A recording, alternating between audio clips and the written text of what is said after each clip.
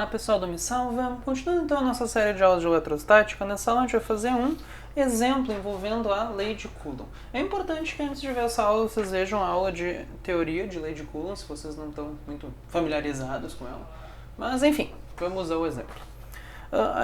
Aqui nós temos o seguinte, a gente tem três cargas dispostas desse jeito, e a minha pergunta é, qual a força resultante na carga do meio, sendo que essas cargas estão no vácuo?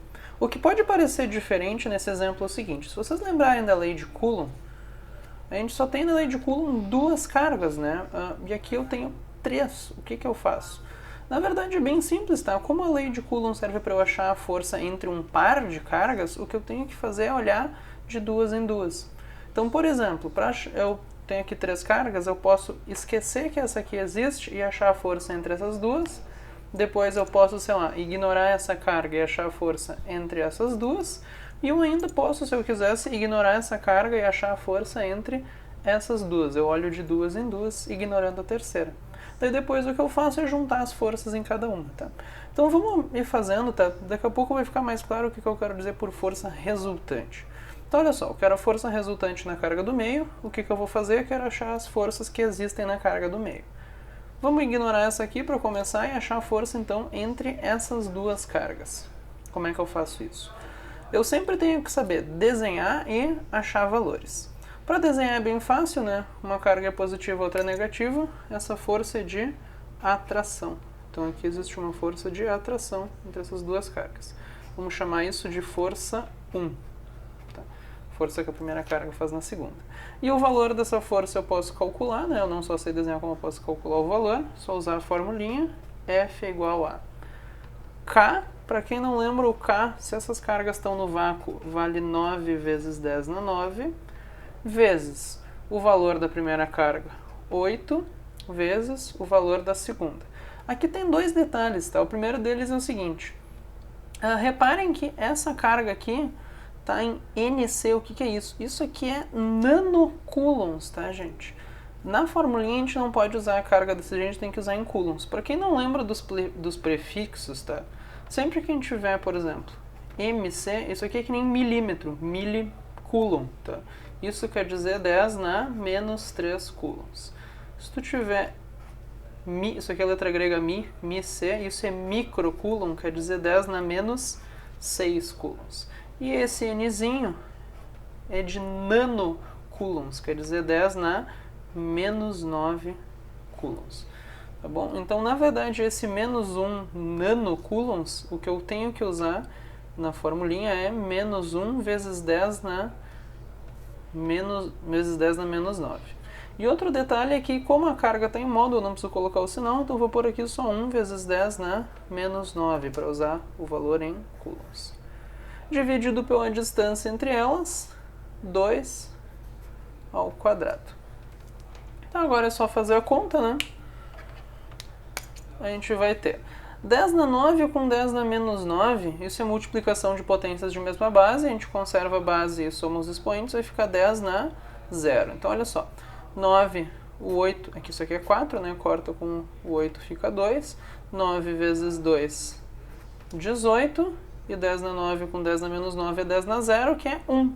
Então 18 vezes 1, 18, o que? Newtons, né? Unidade de força. Então a força nessa carga aqui deu 18 newtons. Só que não terminou, né? Eu quero saber todas as forças que agem na carga do meio. A carga do meio também sente uma força com aquela carga ali. Então vamos ignorar essa primeira, olhar a força entre essas duas. De novo, eu tenho que desenhar e achar valores. Como uma é negativa e outra é positiva, o desenho é bem fácil, é uma força de atração. Vamos chamar isso de força 2. E o valor da força 2 eu calculo também usando a lei de Coulomb, né? Como é que eu calculo o valor da força? É K vezes o valor da primeira. Isso aqui é 1 vezes 10 na menos 9, né? Não esquece do nanocoulombs, vezes o valor da segunda, que é 2, dividido pela distância entre elas, 1 ao quadrado. Isso vai ficar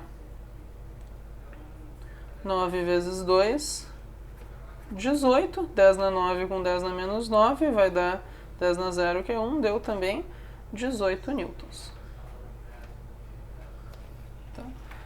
Mas agora o que eu quero saber é o seguinte, eu quero saber a força resultante na carga do meio. Como é que eu faço isso?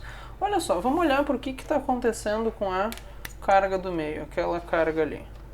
Ela está sentindo para cá, ela está sendo puxada com uma força de 18 e para cá ela está sendo puxada, vamos fazer da cor que eu usei ali, também com uma força de 18.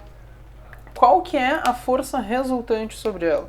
Só ver, assim, gente, essas duas forças estão se atrapalhando, uma para cá, outra para cá. Então uma eu tenho que fazer uma menos a outra. Como elas têm efeitos contrários, uma puxa para um lado, outra puxa para o outro, na verdade essa força vai cancelar com essa. Tu puxa com 18 para cá e 18 para cá, no fim não sobra nada. Então a força resultante na carga do meio é 0.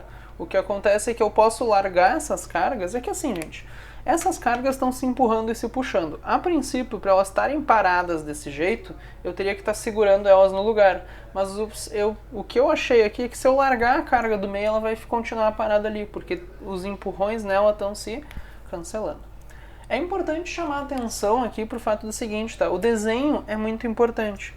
Se ao invés de, se nessa hora aqui de desenhar a flechinha azul, por exemplo, vocês tivessem se atrapalhado e feito as duas para o mesmo lado, tá? Mesmo que vocês tivessem acertado os valores, se tu tivesse desenhado errado, na hora de fazer a conta, teria ficado assim, ó.